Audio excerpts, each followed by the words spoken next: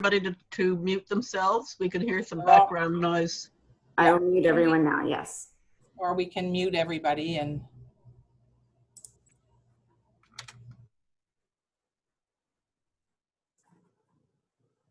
mute. Okay, we're good to go. So welcome everyone. I'm Pam Mood. I am the president of Nova Scotia Municipalities, and we also have the president of AMA on the line, and I think Janice is on, and Juanita. So welcome everyone. Thanks for coming today. I have to say I'm checking the numbers at the bottom of the screen. It's the best attended webinar that NSFM and AMA have hosted this year, and that speaks to the importance of the work, of course. So thrilled that everyone's on. I just have a few housekeeping items that I'll share with you. I'm sure that it's second nature now for everyone to do webinars and video conference. It's become the go-to platforms for connecting, but we have to make sure we tell you in advance that this webinar is being recorded for YouTube, so it can be shared with people who weren't able to be here today. So it's important that we get that information out there. We've also muted everyone so that we can all hear the presenters. So if you have a question, type it in the chat box. I think everyone knows how to use that. And if we run out of time, certainly we can get answers, questions and answers via email. So we won't cut anybody completely off. We just want to make sure you get your questions answered.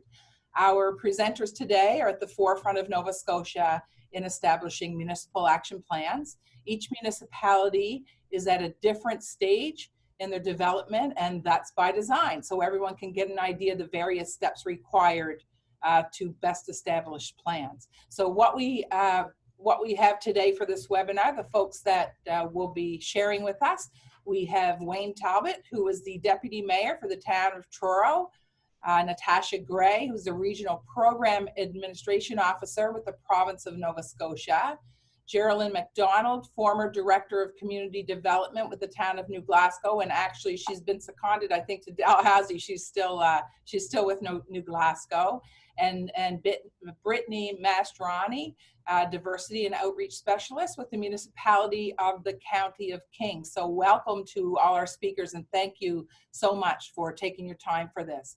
We also have the staff members, as I mentioned, from both AMANS and NSFM on the call today. And we have Amy, who's done communications, just an amazing job to put this together. So thanks to everyone. So I'll be hopping off and on and because I have something in the middle here, but leading off the program today is Wayne Talbot, who is the Deputy Mayor of Truro.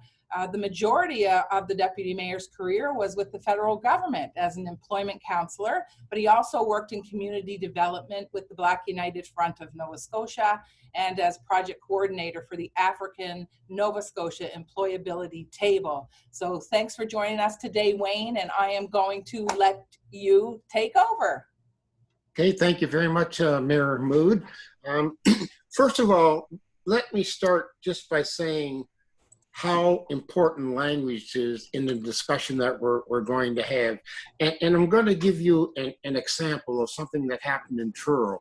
There was a local theater group that wanted to put on a play that they felt was quite innocent. It was entitled A Redneck Country Christmas. So one community felt that redneck meant a hillbilly missing a few teeth with a passion for beer. But the minority communities felt that the term redneck over the last decade had been associated with the white supremacy movement. And so their interpretation of that and the way they received it was much different.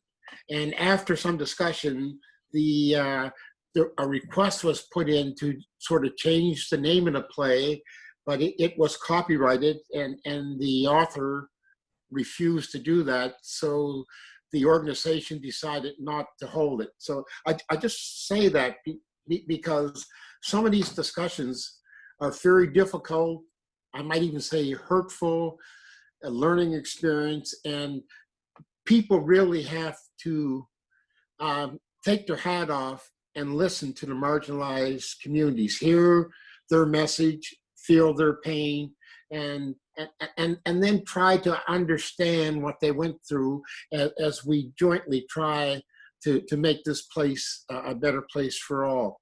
So I'm going to start off with a couple of definitions of systemic discrimination because I think that's important.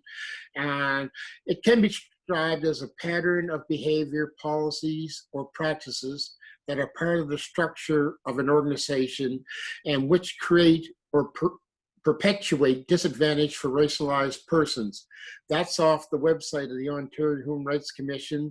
I also picked up one from Wikipedia. Institutional racism, also known as systemic racism, is a form of racism that is embedded as normal practice within society or an organization. It can lead to such issues as discrimination in the criminal justice, employment, housing, healthcare, political power, and education, among other issues. And we see that playing out now very clearly in the United States, particularly on the healthcare. Poor and marginalized communities, Black communities, Latino communities are impacted much more heavily by COVID than the general population. And it's because they don't have equal access to good health care. So I'll get into what the town of Truro is doing to try and engage the African Nova Scotia community and to develop a better relationship. So a bit of a brief history.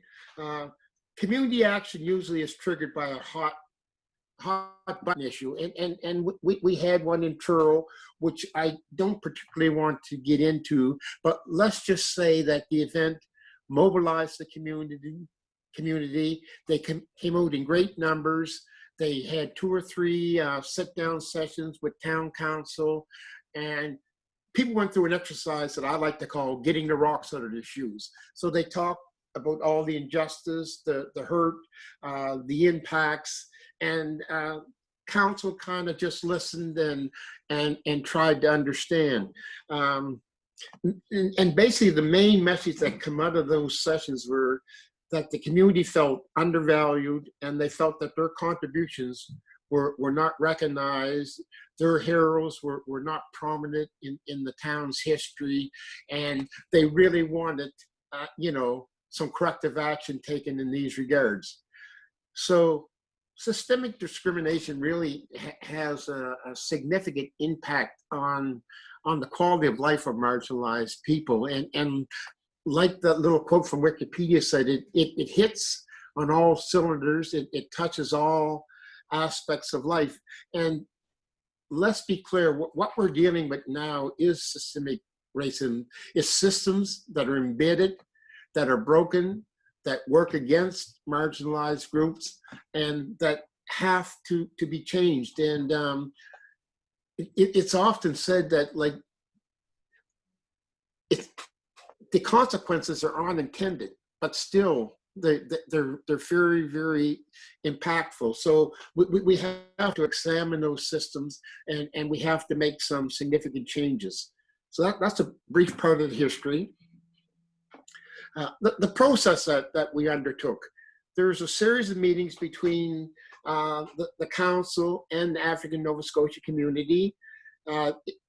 Really, there were opportunities for council to listen and learn what the community concerns were. And then after meeting with the town council, the community actually held some closed meetings where they tried to distill all the stuff that was taken, and really we ended up with a of issues, and we had to break that down into some concerns that would be manageable and to get an action plan that really made sense. And this wasn't about charging the current generation with the 400 years of history. It was more of a, let's recognize that these things happen, and now let's immediately turn to the front mirror and see what we can do to make things better. So eventually the community appointed a number of leaders as spokespersons, and a presentation was made to town council, and council approved the motion to work jointly with the community. And I'm not sure, I know for a fact it's the first type of initiatives that's ever taken place in Nova Scotia, perhaps Canada, and I think Natasha said yesterday, to her knowledge, it's probably the first in North America. So it's a pretty significant step forward. Next slide. So I'll just read the motion. Be it resolved that the town of Truro work collaboratively with the African Nova Scotia community in Truro to enhance our relationship through historical recognition of their contribution to the community, improve communications to open dialogue on other community concerns, and to support the community as it seeks justice and development through provincial and federal governments. So like I said, this is not an exercise of appointing blame. It's more of an exercise of trying to make some corrective action to make the relationship between the town and the community much better. And it's just not the town council that has to be brought in this. It's the other organizations in town. It's the downtown business associations, our Chamber of Commerce, and all our groups that work collectively with the community. So we moved on with another series of meetings that were designed to develop an action plan. And we had some operating principles, like the town will work with the African Nova Scotia community through a special committee of council. Council will appoint members of the diversity committee to the special committee. The African Nova Scotia community will select representatives that they see appropriate. In Truro, there are 3 traditional Black communities, affectionately known as the Island, the Hill, and the Marsh, all 3 on the periphery of the town, but that's where most Black communities exist in Nova Scotia. But we also have an emerging immigrant community. So what we're really working, our boundaries are broader than the town in terms of input, but of course the town only has responsibility for our municipal unit, so we won't be addressing issues in the county, although some county people may be part of our advisory group. And it was decided the committee would have an equal number of members from the community and from council. And Mr. Dolder, our CAO, recognized early that it would be inappropriate for us to set 5 white town employees across from 5 Black community members. The optics of that just weren't good. So we were able to recruit 2 community leaders from the African Nova Scotia community, an ex-principal, an ex-teacher, to sit on the town side of the committee. Next slide. So we've left it to the committee to select a chair, and it's very important that we get someone that's independent and that's qualified and who's acceptable to both groups. Also, early on, it was decided that we would consult the Nova Scotia Human Rights Commission so they could add some clarity to the work we're doing and help us define the scope. So what we come up with is kind of doable. So it's not, at this point, a pie in the sky exercise. It's looking at concrete things that can be implemented over a shorter period of time. Although this process is a long-term process, there are some low-hanging fruit that we want to pick very quickly to demonstrate to the community that this is more than lip service, that the town is sincere in its wishes to foster a better relationship. Special committee will work with the community to establish terms of reference, milestones, and objectives. Natasha Gray, who works with African Nova Scotia Affairs as a program officer in our area, has been very instrumental in this. She has provided us with a consultant who has helped us work through the process of establishing terms of reference. Natasha has also been a sounding board to the community to ensure that the ideas that go forward make sense and are doable. And she's really been a value to this whole process. So I'd like to recognize that and Natasha up front.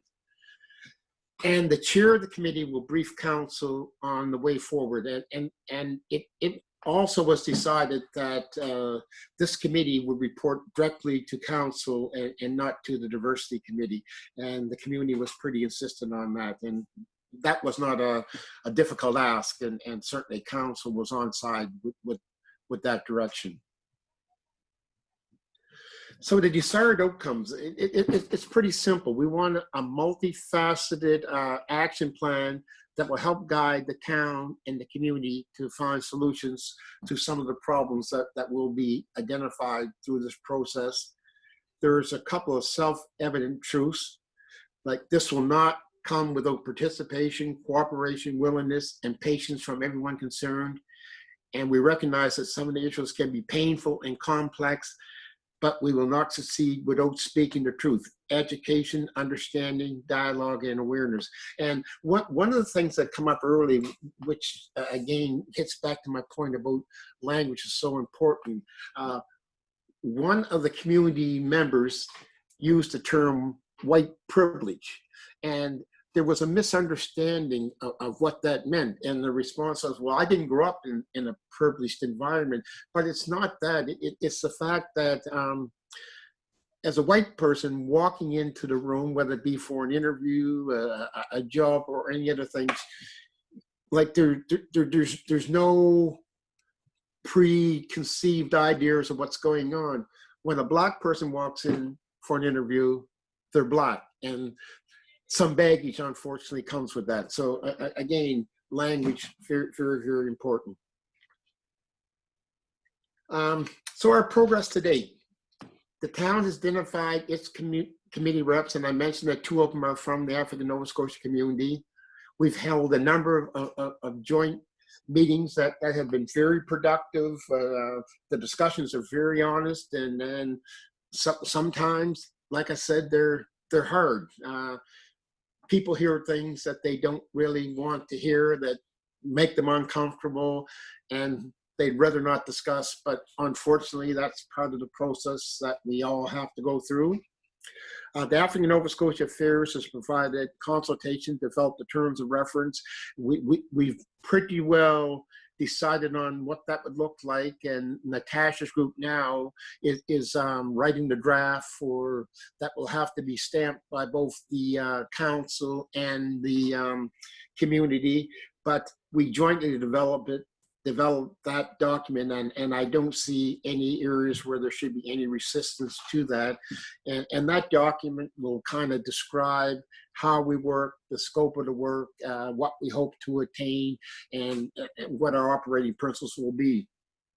The community wants to present the terms of reference to members of, to the total community before the reps are selected, because it's important that people understand what they're committing themselves to in terms of time commitment, in terms of that the work will not be easy, that there will be a degree of discomfort associated with this initiative. But in the end, I think we'll all walk forward as a better community as a result of this work that will be put in. Several achievable initiatives have been identified. Truro is the only Black community of any size in the province that does not have a meeting place. We don't have a community hall. The town has already identified a room in the library, which is prepared to hand over to the community for their use, to have their meetings, to display their artifacts and history. So that's going to be a very positive early achievement of this process. And we've selected a selection committee, and we developed an application so that the process of getting the community reps will be very, very transparent.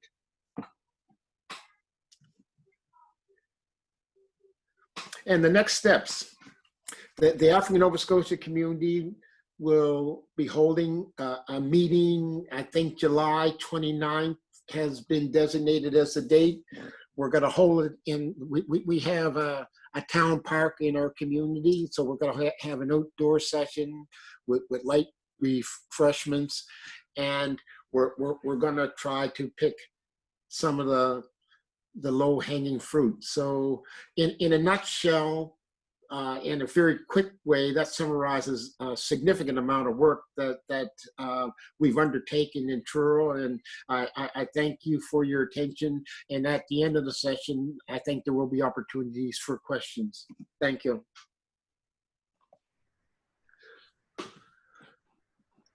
And I also have the pleasure of introducing the next speaker, Natasha. So Natasha Gray is the Regional Program Administrator Officer with the Office of African Nova Scotian Affairs. She's going to outline her role and the support the province offers and how it all supports municipalities working to develop their own action plans. And as I said earlier, Natasha has been a very valued asset in the work that we've undertaken to date. So Natasha. Well, thank you, Wayne. And thank you everyone in the association for giving me the opportunity to speak today. Before I begin, I would like to acknowledge that we are all across this vast province, but we are in Mi'kmaq, the traditional territory of the Mi'kmaq people. So African Nova Scotian Affairs, our mission statement is to assist, support, and enhance the provincial government's delivery of services to African Nova Scotians and be a partner in developing innovative solutions which lead to self-reliance and sustainable development for African Nova Scotians and their communities. So the next slide, I wanted just to give everyone sort of a snapshot of what our offices look like in the areas that we take care of. So our office started in 2003 in Halifax in HRM, the Central Zone. And in 2007, we opened a satellite office in Cape Breton where we have 2 program administration officers. And in 2019 is when my role began to take over the northern area, because really there was nothing in between Halifax and Cape Breton. So the blue area is the area that I take care of. I'm based in Truro, but I certainly offer service to anyone within that blue center. And I have a counterpart that also started a new position in 2019 in southern area, the green area, and he's based in Yarmouth. So also in 2019, we added a couple of key positions. We have a new senior advisor, research planning and development, and we also have a new director of government and community relations. So there are a lot of issues facing the African Nova Scotian community today. Some of them, this is just a snapshot of a few of them, but our education system, of course, we know that this extends the achievement gap when we don't have appropriate education supports. Racism, of course, we see that every day in our lives. A lack of awareness with respect to what tools and supports exist for not only for African Nova Scotians, but for the community as a whole. We had a disappearance of a lot of support programs in probably the last decade. We no longer have any specialized employment services, which used to be a focus on the needs of African Nova Scotians. Housing, you probably may have seen some of that in the media recently in the land titles initiatives. Our justice system, restorative justice and adult diversion. And of course, we sometimes face low levels of employment, systemic and environmental racism.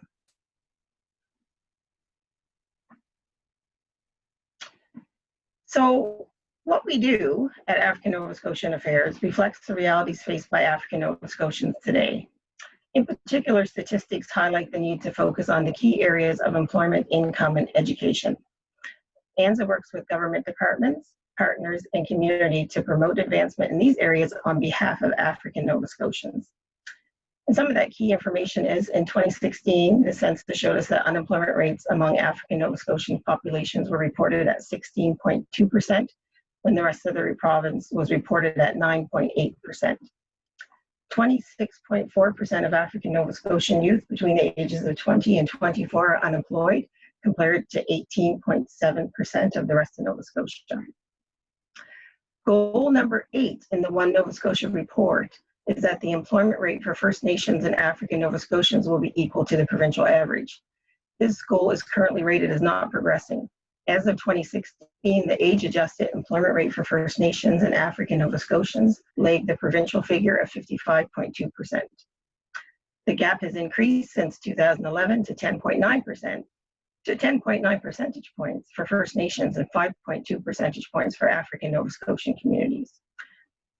So what does that mean? So according to this report, that First Nations and African Nova Scotians as general population groups have traditionally been economically disadvantaged in Canada and have faced systemic difficulties connecting to labor markets. Some of the barriers to successful labor market attachment are believed to include systemic racism and discriminatory hiring practices that are biased against racially visible individuals. When we look at income, according to the statistics info that you see in front of you, the average income for African Nova Scotians was $33,456 for males and $29,622 for females.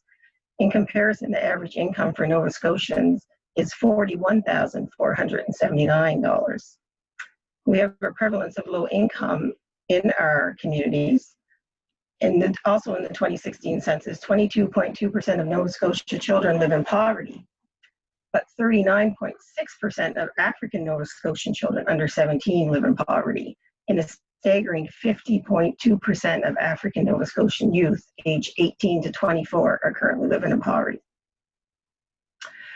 When we look at education, statistics have shown that African Nova Scotians are less likely to finish high school or attend university.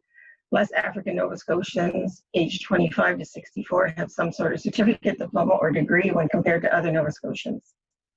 Existing statistics also state that African Nova Scotian community members earn less than average citizens of the province, participate in the labor force less, and experience higher levels of unemployment. And of course, we all know that those with higher education are more likely to be employed in Nova Scotia.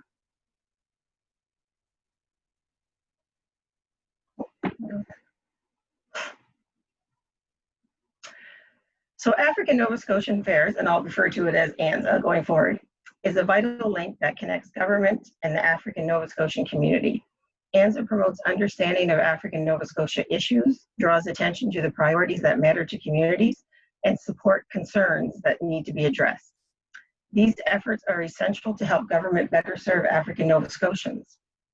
ANZA is an advocate for African Nova Scotians by encouraging dialogue and involvement between government and the community. Through the efforts of ANZA, voices have a means to be heard and the aspirations of African Nova Scotians can be achieved. ANZA works with the provincial government on matters involving African Nova Scotia issues, policies, and programs. ANZA's ongoing work falls under one of 4 strategic areas: government relations, negotiations, community outreach, and communication for public education and awareness. ANZA works within the community to keep African Nova Scotians informed and encourages involvement. ANZA takes a key role in community initiatives and brings African Nova Scotians together to network, share ideas, and identify opportunities for development and growth.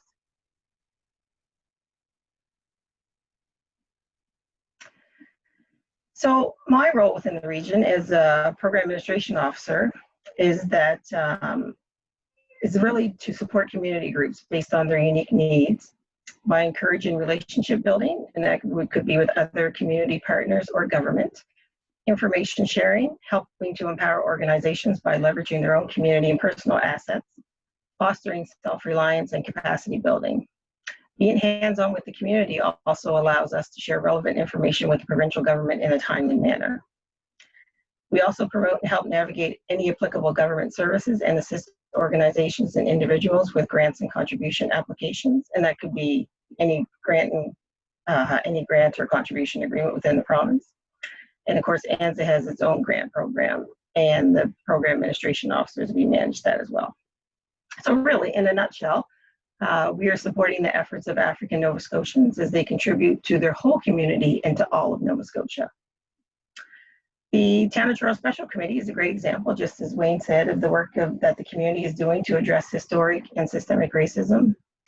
So our office is currently offering the community support through collaboration and engagement and assisting with drafting the terms of reference and at times acting as the link between the town, the provincial government, and the community.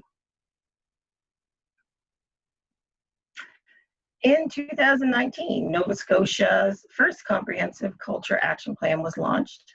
It focuses on 6 themes which provide government with specific actions, strategic priorities, and criteria to help guide decision-making. The themes are to promote Mi'kmaq culture, to promote creativity and innovation, strengthen education, partnerships, and understanding, to advance cultural diversity, excellence in cultural stewardship, and to drive awareness and economic growth of the culture sector. The plan will bring to life the Department of Communities, Culture, and Heritage mandate of contributing to the well-being and prosperity of Nova Scotia's diverse and creative communities through the promotion, development, preservation, and celebration of the province's culture, heritage, identity, and languages.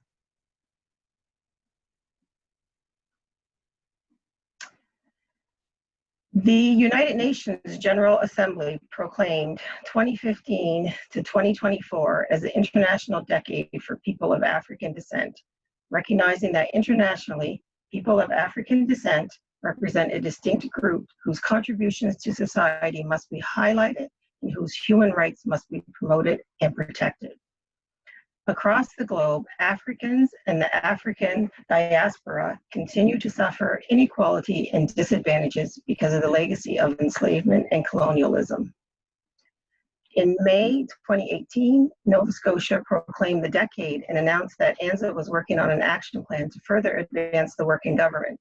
No other jurisdiction in North America had advanced an action plan at that time, and Nova Scotia is seen as a leader regarding advancing the decade.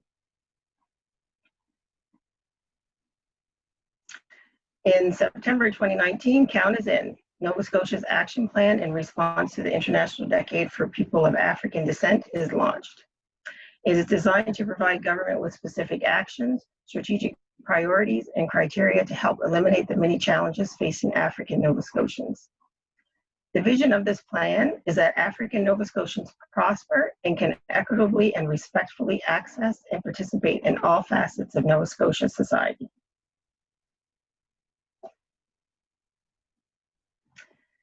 So, why do we need an action plan?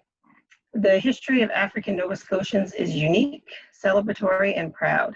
However, it is also marked with systemic barriers carried through many centuries, and this needs to change. We need all Nova Scotians to support this plan.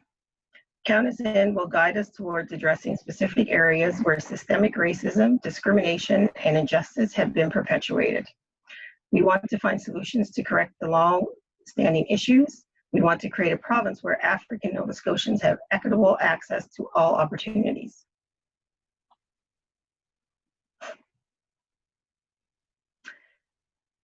The goals of Count Us In are to provide a framework for government to address the issues and concerns facing African Nova Scotians, to work towards advancing social justice and inclusion policies, eradicating racism and promoting human rights, to create partnerships and opportunities with African Nova Scotians, the communities, government, to address inequalities in all facets of our society.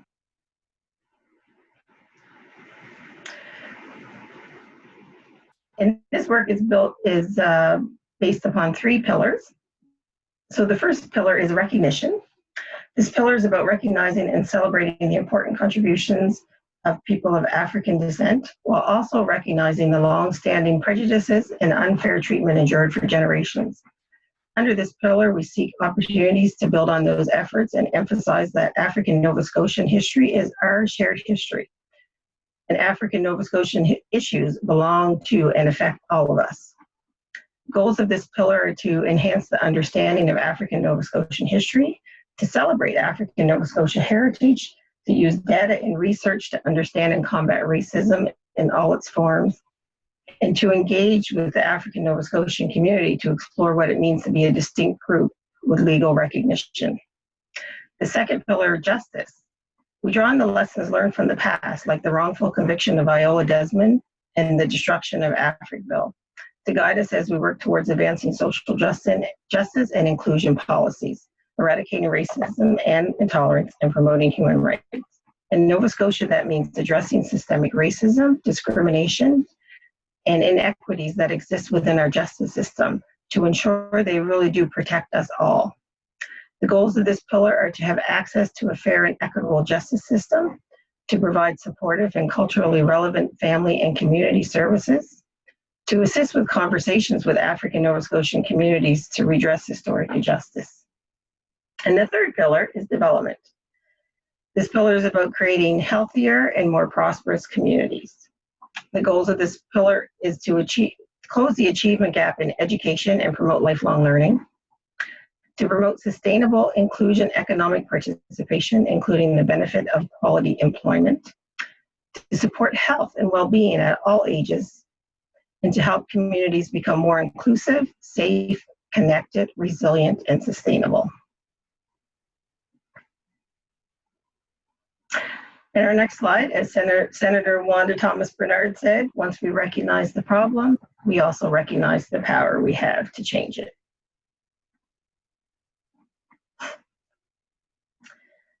And change will take time. It's not easy, but with a comprehensive process, it will happen. There's an African proverb that says, if you want to go fast, go alone. If you want to go far, go together. And I thank you very much for your time today. So up next, we have Geraldine McDonald. She is the former New Glasgow Director of Community Development, who has recently been seconded by Dalhousie University College of Continuing Education to work on a 4-year social inclusion project called Mentoring Plus. Thank you, Natasha. And thank you to the organizers for inviting New Glasgow to be part of this very important conversation. Okay. In January 2010, the town of New Glasgow formally approved a declaration to join the Canadian Coalition of Municipalities Against Racism and Discrimination. And in May 2019, the coalition changed their name to the Coalition of Inclusive Municipalities. So based on this name change and the standards to be followed, the New Glasgow Race Relations and Anti-Discrimination Committee is now called the New Glasgow Coalition of Inclusive Communities Committee. And this would have been back in late 2019. So in February 2020, this is how it started. The New Glasgow Director of Community Development, which was myself at the time, we now have a new Director of Community Development, Div, I believe he's on the call today, and a municipal councillor attended a workshop on municipalities against racism and discrimination hosted by the County of Kings and supported by the Canadian Commission for UNESCO. Through ongoing communication with the municipality of Kings County and the process they took to develop their action plan, Kings County approved the town of New Glasgow to adopt their framework as part of the town of New Glasgow's own action plan.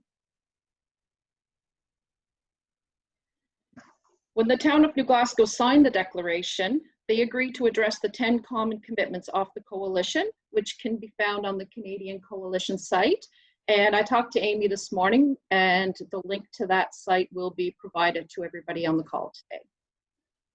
So these are the 10 commitments.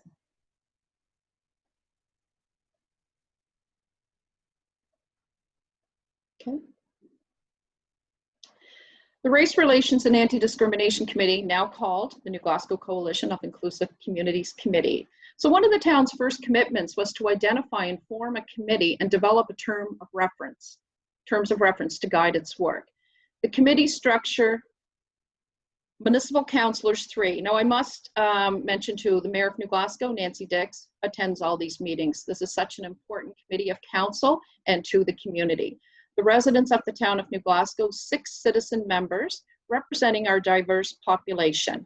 Representatives will be considered from the Pictou Host program at the Pictou County YMCA, African Nova Scotia, LGBTQ, Indigenous peoples, persons with disabilities, and members of other traditionally underrepresented groups.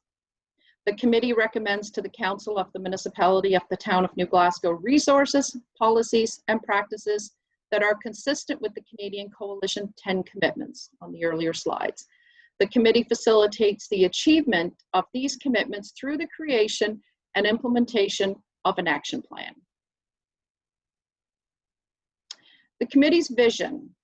The town of New Glasgow as a recognized leader in establishing and implementing policies, programs, and practices to address racism, discrimination, and exclusion. And the mission is to determine where and how racism, discrimination, and exclusion are manifest in the town of New Glasgow. So developing the action plan. So after the declaration was signed, we met with Kings County. How did we collect that information and begin to facilitate and develop the plan with the community? The Town of New Glasgow's Community Economic Development Department held community public sessions for input on all aspects of the community development plan. And through these planning sessions, the information for the action plan was gathered. The action plan provides a roadmap that identifies areas where work is being done and where gaps exist. So the town was doing things, but we needed to know where are the gaps and reach into the community and get that information from the community. And also look at best practices from other communities. We also had a goal within the New Glasgow Community Development Plan on developing a plan of cultural activities and events that is supportive and inclusive of minority groups. So this is where the plan would make a great companion piece to the Community Development Plan. They work hand in hand. The plan was approved by New Glasgow Town Council in September 2013, and it was officially launched during New Glasgow Culture Days. So it was a celebration that we have every year through the Canadian Culture Days events. New Glasgow always participates. We thought it was a great time. The committee thought it was a great time to launch during that time and really celebrate the plan in our diverse community. The action plan is organized around 4 strategic areas: our welcoming community, our educated community, our engaged community, and our committed community. So these are the goals of each strategic area: to create a self and welcoming community that meets the social, cultural, and economic needs of all residents, regardless of age, ability, race, ethnicity, religion, gender, language, sexual orientation, or socioeconomic status. Our educated community. The goal is to create a community in which residents, employers, and organizations are well informed and have access to information about the inclusion and diversity. Our engaged community, to encourage shared ownership and community-wide engagement and participation in addressing discrimination and racism and in the promotion of diversity and inclusion. And the fourth, our committed community, to demonstrate a commitment to addressing racism and discrimination by investing in sustainable supports for inclusion and diversity work at the municipal level. And this is something I wanted to add. After the action plan was developed and endorsed by council, we worked closely with the coalition, and we received this endorsement from Megan Brooks, who was the program officer, Social and Human Sciences. So I want to talk about some of the initiatives that we've been doing. These are some of them. So one thing every year, and I have the 2019 dates on here in the old committee name because I wanted to talk about the proclamations and the events that happen throughout the year. And we like to create a calendar so that it's available for residents and for anyone who's interested in how we celebrate and how we recognize in the town council and the proclamation signings of all these important events. Okay. The town partners host and supports the Black Gala Homecoming event every 5 years. The maintenance and promotion of our beautiful Afrocentric Park in New Glasgow. Hosting vigils in support of the Muslim community during the tragic shooting a few years ago. Hosting a Walk for Human Values Day, and including the elementary school children and committee members. The town follows the Nova Scotia Accessibility Act for town-owned infrastructure. Raising the awareness, the issues, raising the issue and supporting the renaming of non-gender specific washrooms at town-owned facilities. Those signs have been changed to make it all-inclusive. The Pride Rainbow colors like the Glasgow Square crosswalk. Support and host Pride Week flag raising events and celebrations. supporting, acknowledging, and celebrating African Heritage Month annually. And thank you to African Nova Scotia Affairs, Natasha, for the support, the financial support, the resource support we always receive on these events. Partnering with local organizations and celebrating International Women's Day and making it inclusive, that everybody is included. Celebration, recognition, and support for the annual Multiculturalism Fusion Festival, and partnering with the Multiculturalism Association of Pictou County, and celebrating June 27th Multiculturalism Day in Canada. So we do that in New Glasgow as well. And the recognition, promotion, and support for Culture Days. The town also has one of the first in Nova Scotia to develop an age-friendly action plan that creates an environment that is inclusive, welcoming, and beneficial to all ages and all residents, all culture. The historic paintings displayed in New Glasgow Town Hall, which was part of the Downtown Revitalization Project, Phase 1, includes civil rights activist Dr. Carrie Best and Race Against Racism, which is now called Marathon of Respect and Equality, founder Henderson Paris. Deanna Mohammed, a past member of the committee and still very involved, hosted an Islam 101 learning session by past committee members and presenters, hosted a Nation History Month learning and celebration by Yang Ding, and hosted a learning and awareness session about LGBTQ by one of our committee members, Gerald Younghoven. The town and the committee supports the initiatives of the Safe Harbor Group in welcoming the Syrian families into the community. And last year, I remember the committee got together and we all donated items to some big baskets of goodies for the, and that was in partnership with Safe Harbor and Kaylee Brennan through that initiative. Celebrating National Indigenous Peoples Day with our flag raising, Pictou County First Nation Chief Andrea Paul.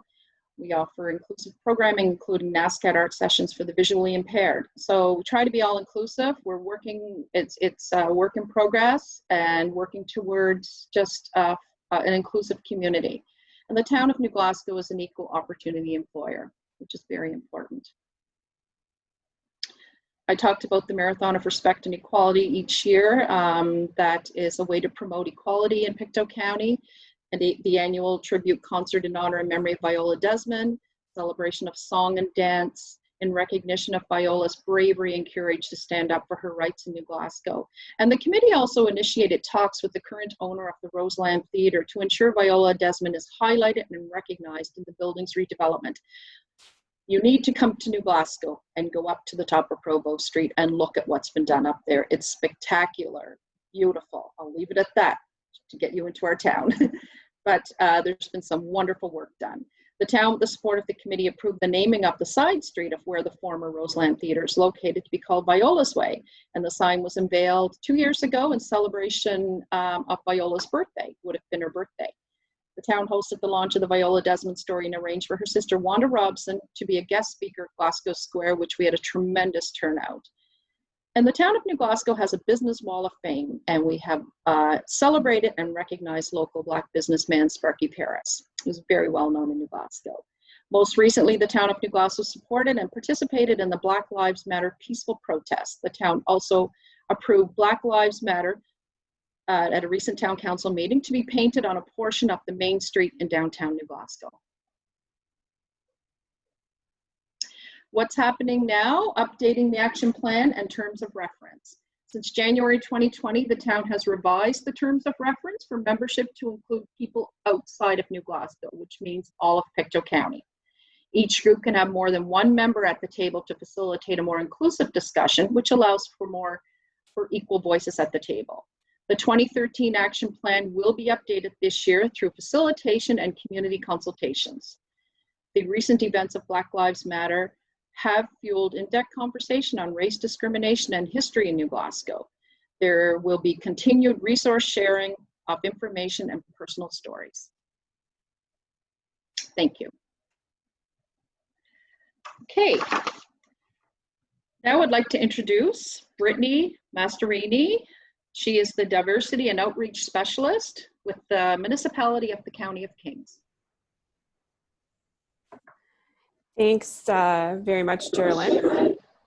So good morning, everybody. Thank you to AMANS and the NSFM for having me here today. And thanks to our 80 plus participants on the call. My hope is that you'll get some insight today into the work that the municipality of the County of Kings has undertaken and continues, I will, to undertake in the areas of equity, diversity, inclusion, and justice. So I always like to share a quote to begin a presentation and help center us. And this one that I've chosen today, prejudice is an emotional commitment to ignorance. So if we can all just kind of, when we think about this work and the work that we've heard from our other presenters, I think everybody has mentioned that it's not easy. And I think the difficulty is actually what makes it even more worthwhile. And so oftentimes we'll have feelings. I know Deputy Mayor Talbot mentioned that there can be really difficult conversations that happen. And when we get emotional in these moments, it's really important to take a moment and reflect where those emotions are coming from and maybe what we can do about them. So we can go to the next slide, please. In Kings, we have an action plan for the elimination of racism and discrimination. And over the next few minutes, I'm going to share how we got to where we are today and where we plan to go. So a little bit of background. In 2008, the Race Relations and Anti-Discrimination Committee was formed. And an important feature of this group is that it's a standing committee of our council. It's comprised of citizen members, 2 councillors from Kings, and 1 each from the neighboring towns of Wolfville, Kentville, and Berwick. And in the past, this committee did a lot of work and programming for communities around diversity specifically, particularly celebrating the diverse range of communities found within Kings. And I should note too that originally its focus was predominantly around race-based work. So in that same year, the municipality joined the CCMARD, which, as Geraldine mentioned, is now the Coalition of Inclusive Municipalities. And then in 2012, the committee worked to develop our action plan for the elimination of racism and discrimination, which the Council of the Day adopted in September of that year. And that action plan also mandated the creation of my role, the Diversity and Outreach Specialist.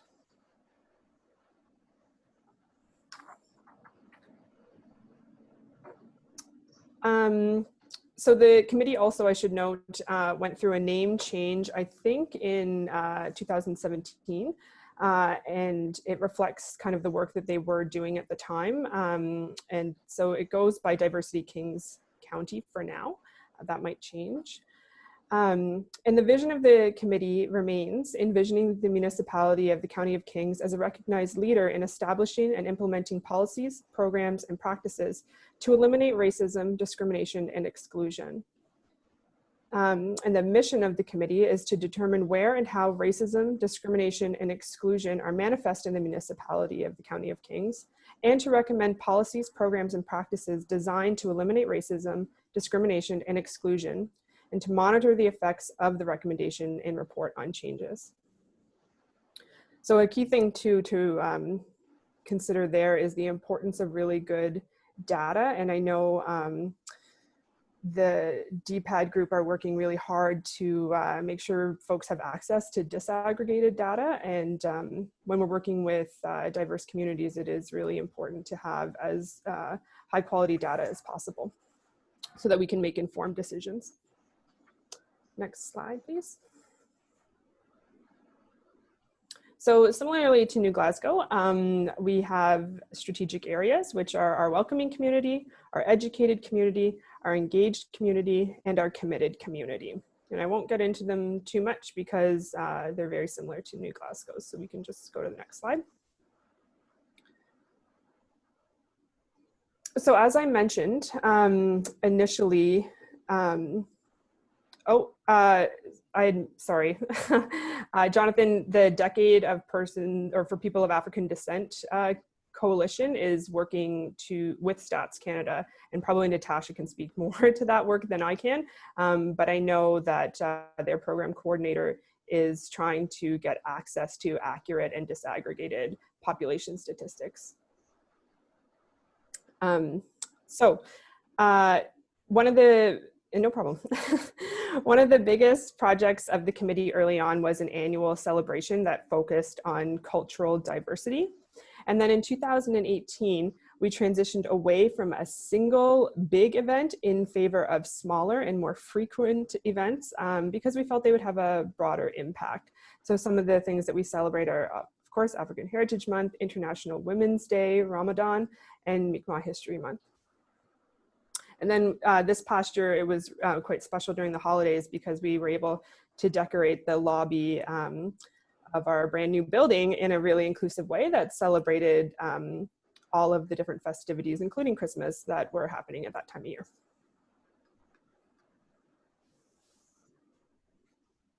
So of course, we need to keep it real. This isn't paradise, although it's close, and we're certainly not saints.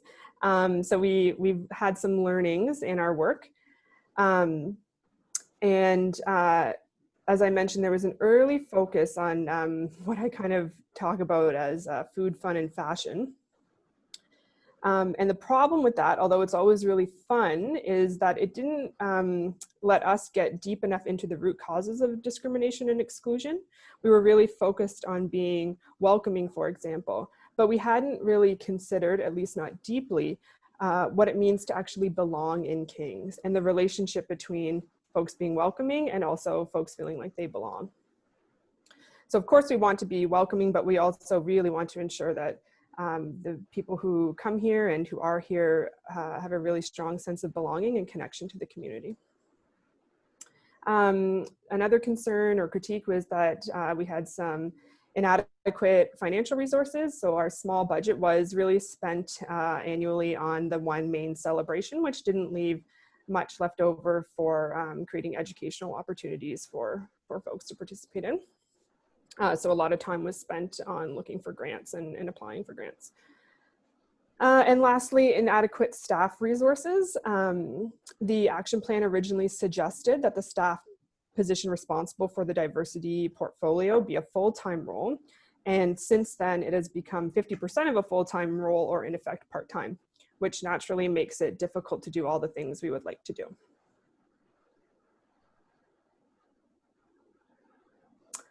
Which brings us to kind of where we are right now. We're currently in a tender process to update our action plan. And I should note that it's really important to know that this isn't a reaction to recent events. Work began in the municipality around updating the action plan back in November of 2019. So we have two main motivators for updating our action plan. Firstly, when we know better, we can do better, and not only as an organization, but also as a wider community. And so there's new information available to us and new responsibilities like the TRC calls to action, missing and murdered Indigenous women and girls calls to justice, our desire to be a land or a hot location, I guess, for immigration. And then, as Natasha mentioned too, the Countess Inn report. And then we also believe it's really necessary that the scope of our work expands to include commitments to equity and justice. Of course, you know, we believe that certain behaviors need to be called out, but we also think it's important to be on the lookout for opportunities to call people into this work. And at the County of Kings, I think something I'm really proud of is that we continued to set places at our table for every person who shows up. So when people come and reveal themselves as anxious to participate in this work, we meet them where they are and then encourage them to get on the journey with us.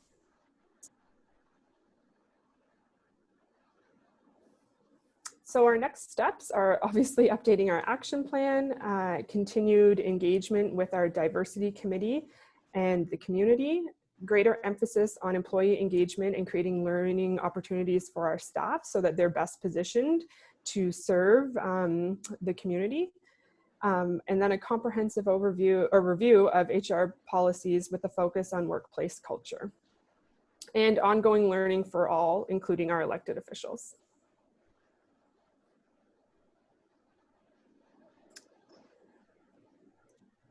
And so I'll go out as I began with a quote: Why? Because there is no one better. Or why you? Because there is no one better. Why now? Because tomorrow isn't soon enough.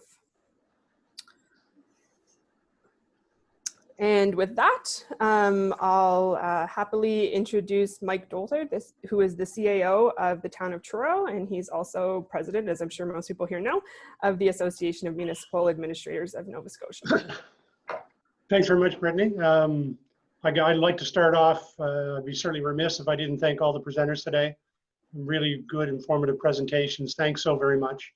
Again, as everybody can see, there's different ways to address some of these issues, but all of them kind of do connect very clearly. And one of the critical things I think that as we go through our process in Truro, Natasha Gray and the representatives in your particular areas are critical to this process to help inform you of what's available to you, give you access to potentially grant money, and just a great source of information on how things can work. And really, when you look at it right now, it's a critical time in the history of North America, Canada, and Nova Scotia. Almost every one of these programs that you've seen today were already started well before the incident with George Floyd occurred. But as Wayne said, that was another catalyst to some of the actions that are moving forward, and certainly one of the other clear demonstrations of systems that need to be changed and corrections that need to be made. Again, none of us are necessarily resourced to do this. For the County of Kings, it's great that they have put some, created even a part-time position to deal with this. Most of us are doing this as kind of voluntarily or through committee structures and that. But one of the clear things that we need to look at, even in Truro, or anybody should be looking at, is ensuring that this is properly resourced, either with the dollars, budgetary allocations, or the people that need to be doing this on a full-time basis to make sure that it works and it's effective. Really, at the end of the day, I think the clear message is here: we have to do this and go through this process to allow all our residents to feel like they're truly part of the community, right? It's no good to again hold a festival or something like that. They have to truly see themselves as being, in the community. And whether or not we want to admit it, we have in our organizations, we have systemic or unconscious bias built in, racism built in, even if we don't realize it. And as Wayne said, and we find out more and more, it's that uncomfortable moment when you go, yeah, you know what, you're right. I never even thought of that, right? So really, we're starting to examine in Truro some of our systems, and either through racial or gender, biases that we have built in that we weren't even thinking about, because again, they've been there for decades, and we've just gone and done the same thing. But really, we do all have to sit down and examine what it is we're doing and how that affects our residents and the way we do our job. It was brought to my attention, in fact, yesterday by one of our residents, and in fact, one of our committee members with the African Nova Scotian group that we have now in Truro, is that one of our videos that we put out in 2016, she quite clearly said, she said, where am I? How do I see myself in this video? And she's right. It was a very, I would say, a very white video. It didn't reflect the community. But at the time we made it, we thought, yeah, well, this is really good. It suits its purpose. But again, we didn't deliberately do it. But at the same time, we weren't intentional on making sure that we avoided racism, and that we ensured that it was inclusive. So again, when you're promoting your community, think about that when you're doing that, because it's important. Look at your hiring practices. Is there things within the hiring practices that unconsciously discriminates against certain groups? I mean, even though we don't want to admit it, in some cases, that does exist. And as Deputy Mayor Talbot said, this is not about blame. Clearly at the table with our community, with our African Nova Scotia community, it's not, we're trying to look forward, and we are looking forward. It's not about blaming anybody. It's about making change and making real and effective change, and not lip service. So again, that's something that, to really commit to this, you do have to put resources, time, and energy towards it to make it work. And we're certainly in Truro committed to doing that. And certainly New Glasgow and Kings has demonstrated their resolve. And I encourage anybody that's looking at these types of programs to talk to the communities. We're early on, so I mean, again, we're learning, but certainly Natasha is a fantastic resource, and the Department of African and Nova Scotia Affairs is a critical support for people as they move through. And the one thing that, you know, we have to say again, this is a difficult process. And the community meeting with council that we had, you know, and one of the youth from the community said, it's good that you're feeling uncomfortable. And I think we all have to do that. We have to, because we all want to stop at that point that we start to feel uncomfortable about this. It's important to feel uncomfortable because that's the way change occurs. And then you need to put yourself in the shoes of some of the members of the marginalized community. And I think that's critical. And as leaders in municipalities, you know, we're supposed to reflect the community that we support. So I encourage everybody to look at what you can do, you know, look at putting together an action plan. And, you know, and again, each one is going to be very different because it has to reflect your community, but it's a critical issue. And I think there was excellent presentations today. And I really thank everybody for taking the time to sit in on the webinar. And as we said from the outset, we're open for questions now. If anybody has any questions to ask about any of the presentations, and thanks again for everybody coming in today.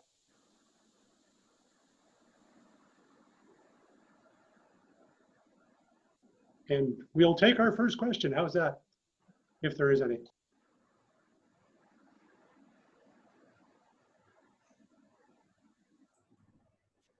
I did get a request to share the terms of reference, and once we have that finalized, certainly can do it. It'll probably have to be tweaked to meet your unique circumstances because we're writing it for what we're dealing with in Truro, but we don't mind sharing whatsoever. Yeah, and one of the things, and just twigged me when Wayne said that, one of the critical things that we're looking at, and I think it was reflected in the other presentations, that you really have to keep your action plan real to the community and make sure it's things that, you know, are actual value and are not going to create frustration. So, you know, it's great to go after some big, and, you know, some big concepts. But as Wayne said, we're looking initially in Truro at, you know, we'll call it the low-hanging fruit, the things that we know we can do right away and have a true effect for the community. And, you know, particularly around recognition, because that's one of the clear things that came out that was lacking for us, is the recognition of the contribution African Nova Scotian community had made to our community. And that's something we're going to look at correcting very soon. And it was such a valid, obvious point that, again, we were just blind to, I think, in many cases. I have a question from Shelburne. Great. Who's moderating now? Amy, are you doing it or me? I'll hand it over to you. Go ahead, Sherry. Oh, so I see a message that's coming up on my screen. And so I had just posted a question on the chat forum if Shelburne is part of the coalition of municipalities, of inclusive municipalities. Does someone have an answer for that one? I am not sure. So I just actually posted in the chat the link to all the members, and I didn't look to see if Shelburne was there, but there might be other people looking to see if their community is. So sure. Thank you. Somebody asked in the chat about Truro whether or not the committee we have going right now represents. It is. We are looking at the African Nova Scotian situation specifically to this special committee. Truro does have a separate diversity committee, and there is a working group with that is more widely representative.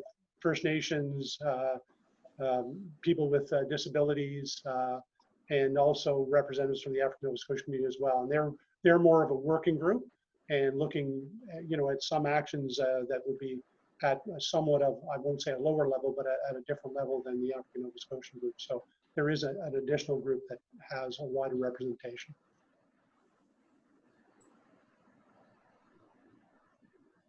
It was just posted as well that the municipality of Shelburne is not currently involved. Yes, I see that. Thank you. Any other questions?